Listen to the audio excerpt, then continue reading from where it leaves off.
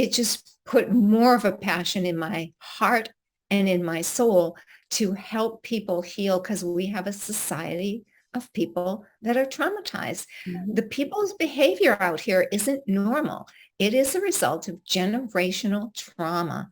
And people are just living in a survival state. And when you live there, you think everything's a threat, everyone's a threat, I'm not safe. And when your body knows it's or senses it's not safe, it takes over. You have no control over that, which is the triggered reactions we see everywhere. Let's learn how our next guest gets up, dress up, and show up on purpose. Enjoy the episode.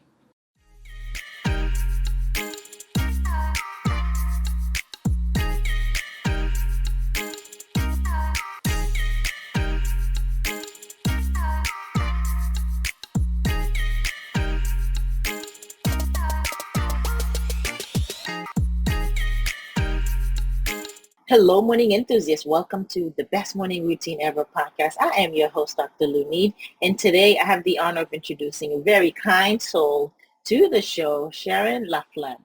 Sharon, as she is all things meditation and yoga, and today we're going to dive in and talk about the benefits of doing that long term. We were just talking offline, and I cannot wait to chat with her, but she is a facilitator and founder of Creating Serenity.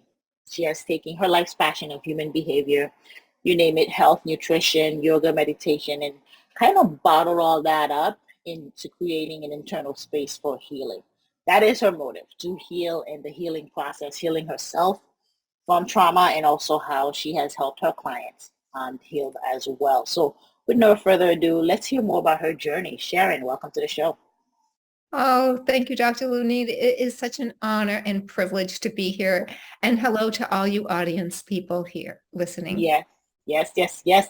Go ahead and tell us about your journey. I know healing is a passion of yours, but you were talking earlier about having to heal yourself from trauma. And that's Yeah. how it got started. So let's give us a little more snippets into that. Okay. So real briefly, I grew up in childhood trauma, and in my early 20s, I decided to take my health into my own hands, change my lifestyle, and put health and healing as a priority in my life. So I was like running before running was popular. I was teaching aerobics before it was mainstream. I'm now into yoga and meditation, but I've just been on my journey of healing. A lot of that has been, I call it Band-Aid work, Hmm. because what the real root problem in my health and in my desire to be well was the trauma that changes the systems and biology of your body and your brain chemistry, your neurobiology.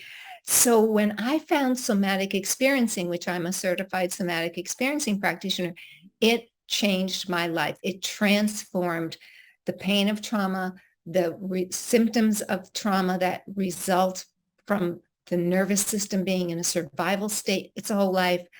And Yeah. so it just put more of a passion in my heart and in my soul to help people heal, because we have a society of people that are traumatized. Hmm. The people's behavior out here isn't normal.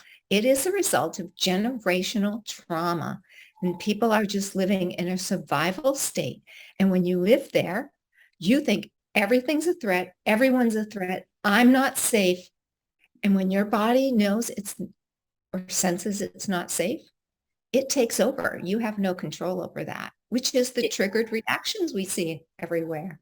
Right. You tense up, right? Your immune system is not working as well, as efficient as it should, because you are on that fight or flight, right? Well, Dr. Lupita, it affects absolutely every single system in your body. When you go into a threat, alarm, danger state, this is survival, everything, the gut is usually the first to get shut down. And notice people would say butterflies in my stomach, to nausea, to constipation, diarrhea. I've had people like, I just, you know, your Plugged up. reptilian is over. So you're either Yeah. going to have diarrhea to fight or flight.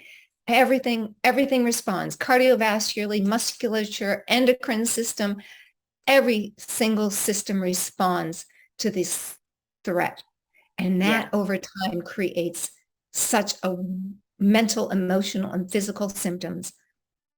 Yeah. So people get all plugged up physically, physiologically, but Mhm. also mentally, right? Because then it stops you from taking that job offer. It stops you from asking for that raise. It stops you from starting that business. So it's a domino effect where you're almost pinching your flow Oh, of abundance. absolutely. And I love to break things down into real simplistic things, right? So I've recognized through my many years of helping people heal and myself, there's this attachment that goes on when we have a baby and we have the little tiny nervous system that's growing. It is very immature and very limited, and it needs 17 plus years for it to mature, co-regulate, and your nervous system will be the one that matures, myelinates, and gets that ventral vagal system on board so that this person's nervous system can be normal. But if we don't have that attachment, we end up in life going, no one loves me. No one's cared for me. I'm all alone. The world's not safe. I'm not safe. And that's the way we work. I'm traumatized. Now, the safe, secure person was loved, and they go into the world. I'm loved. I'm safe. I'm cared for. The world is mine. I'm a creative, wonderful, whole, connected, vital being. Yeah. So there's the difference. Those are awesome affirmations. Those are awesome. And actually like how you took it off back to infancy, because I'm reading a book now called Baby Wise as I'm preparing for our first child. And it really talks about the children get their foundation for the world from the relationship that mom and dad has right on the start at home. And so it really does start infancy. And so you can see with that much pressure on, we can create healthy children. We can also traumatize them, even accidentally. Oh, totally. We're all traumatized. But this is the thing. This is the important thing. When we are meant to go through all kinds of emotions, and our body's meant to move them through. Now, if you have a secure, loving, kind caregiver that's soothing you through this painful incident, whatever it is, emotional, physical, mental, and you're crying and sobbing, but they're bringing you close. They're regulating with you. Mm-hmm. They're calming you. They're teaching your nervous system. It's okay. This is hurting for now, but we're going to be all right. That's what we're designed to do, is move through these painful experiences. Trauma Mm-hmm. is when they don't get moved through and they get stuck. And now they run the show. How do we get them unstuck? How do you use somatic experiencing to unplug? Well, we work with a body-based therapy called somatic experiencing. And so instead of talking about your past, we don't even need to go there. That's re-traumatizing. So the Mm-hmm. body is already in this traumatized state, ready to survive, right? So we start to teach the nervous system to calm. There's another state. There's a parasympathetic state, not a sympathetic active state all the Mm-hmm. time. So I like to help people by teaching them to get the body's nervous system to relax, because most of us haven't been there. So that's important. And when our body's relaxed and when we have resilience and capacity to feel things other than just anxiety, stress, or depression, we can start feeling what shows up to heal, because the body is a highly wise, intuitive healer. And when our parasympathetic state, we can heal. You don't cut yourself and go, oh, how am I going to heal it? Your body knows how to do all Right. this. Same with the trauma, but it doesn't happen unless the body is safe. I help facilitate people to find safety and relaxation in their body. And so they feel confident enough to feel the scary stuff that is stuffed away, even if it was pre-verbal, pre-birth. Mm-hmm. Um, we don't have to talk about it. We have to feel it. And that shows up when we feel totally safe. And now that is a process to learn. And I help that journey through with people to find safety and to start feeling the stuff that was so scary, so painful, so hard, that the body either stored it away on its own without our knowing, or we've learned to repress it. Like, we learn, Mm. like you said, we traumatize our children. Yeah, they will stuff away how they really feel and take their own authenticity away because they need you so badly and you need to be happy. I need mom or dad to survive. I won't, I won't behave Mm. this way. I Right. won't show up like this because I need them so badly. So what I'm hearing is it's muscle memory, right? So our cells remember the trauma, and because of that memory ingrained in our body, it's causing all these dis-ease. Absolutely. Yep. Yep. Yeah, interesting. So, and then tell us, what about the internal serenity? How does the lack of it affect our daily life? The lack of it. Well, we can't get into a serene, relaxed parasympathetic state if our nervous system is in a survival sympathetic state. Um, there is, when we come into parasympathetic, that's our relaxed state. It's digesting your food, nourishing yourself. It's calm vitality. It's energized. It's creative. We connect to the wholeness of who we are deep in ourselves. We feel totally and utterly safe. So the body can restore, heal, nourish, and flourish in total capacity, because this also is when our right and left hemispheres are coming into balance. Because in trauma, we are left-brained, mind is thinking. And when we're totally safe, the mind shuts down and says, oh, I don't need to be on board.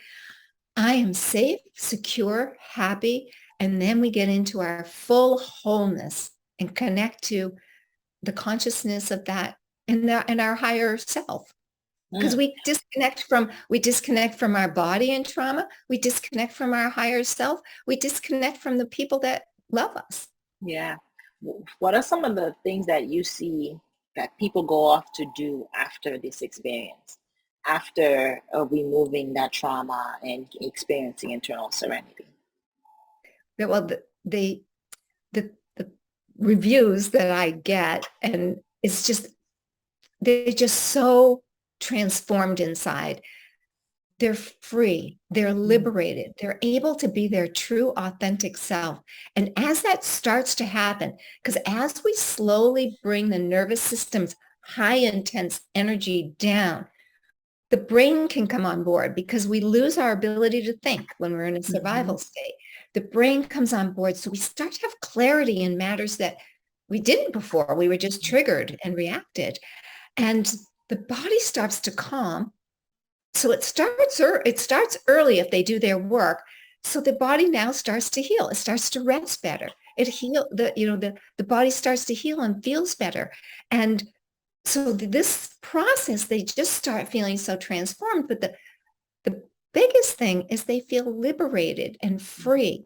No longer do they feel entrapped by these triggers and this Mhm. trauma that has dominated every thought, every every behavior. Um, and so they become so liberated and free, and I want to also say confident and proud. Nice.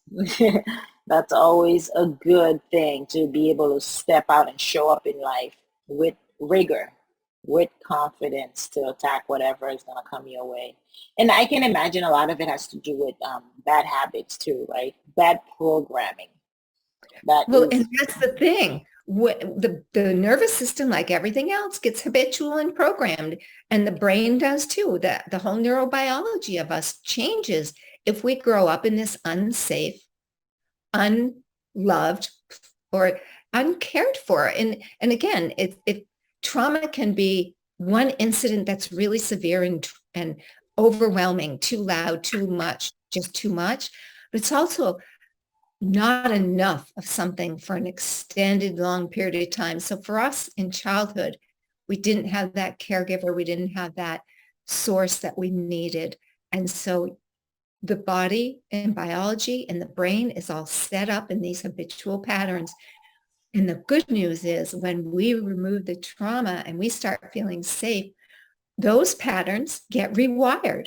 We Okay. start doing for ourselves what didn't get done and we undo it. Yeah. I was going to talk about that because you can't break a habit, right? Because it's in place to solve a problem for you, right? So the trauma, the muscle memory, the programming is in place to keep you safe, quote unquote, right? It's Absolutely. designed to keep you in this place so you don't get hurt again, so you don't get triggered. However, it's detrimental as we realize. So what the thing with habits is you have to replace it. You can't break it because they're designed to solve a problem for you. So let's talk about the rebuilding phase, the reprogramming, the rewiring, and then rebuilding those habits, those effective habits to actually help um, you thrive. Mm. So you're absolutely right. We need better habits, but in my experience, those don't happen until we start feeling safe Mhm. because the body's always going to keep you safe. And Yeah. the limbic system does it unconsciously. So I tell people, don't try to change anything. Start to feel safe. Incorporate whatever it is that makes you feel in a parasympathetic state, relaxed state. Is it nature? Is it meditation? Is it something? And I start asking them to check in with themselves every hour on the hour. Like set your phone. How do I feel right now? What's going on in my body? Let's check in.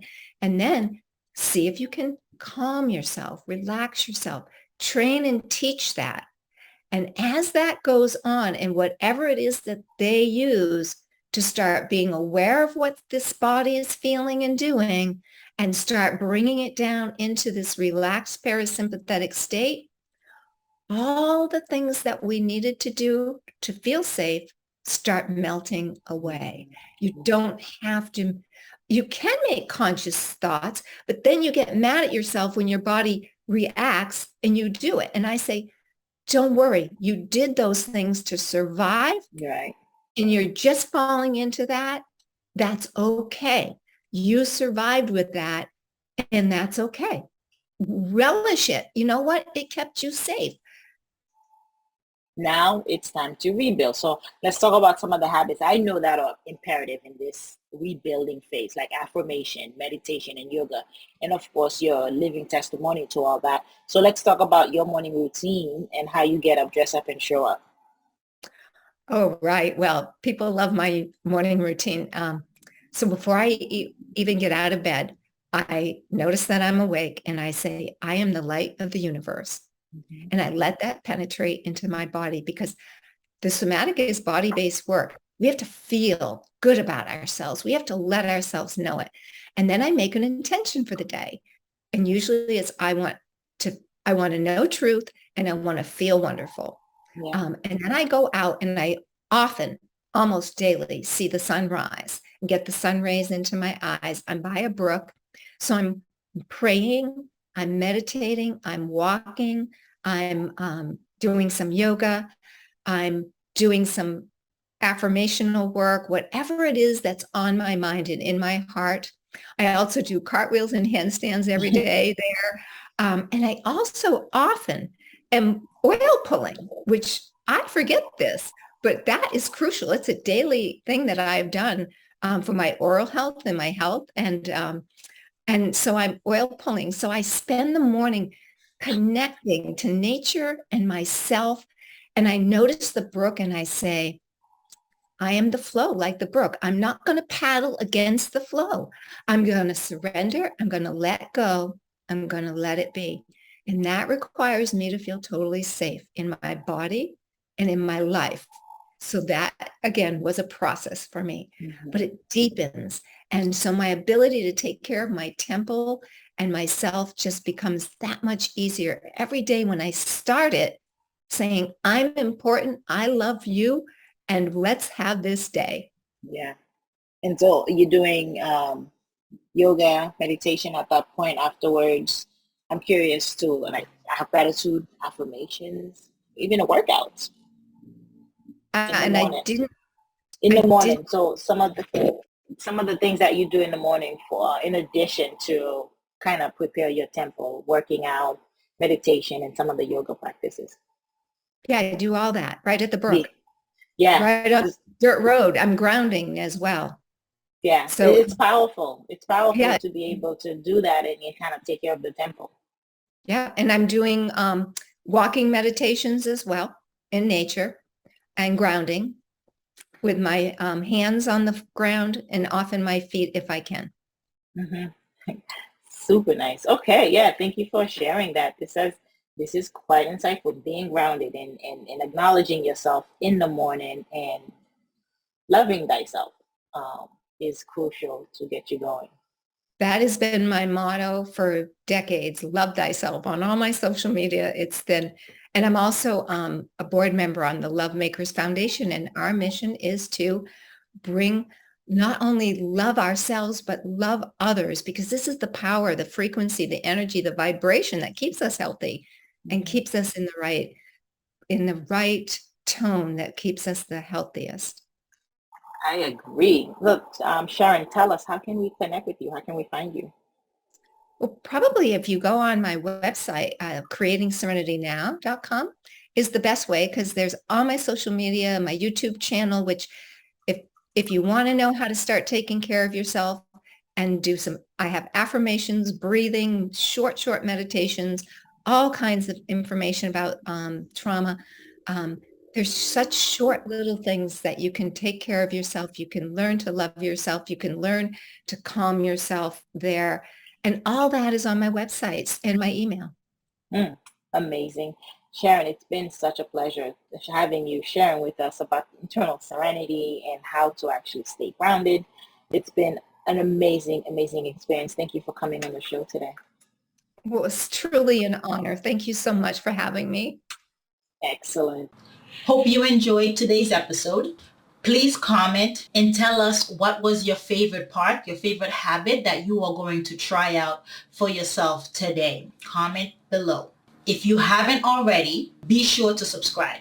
Until next time, I will see you at the top of your best morning routine ever. Stay blessed.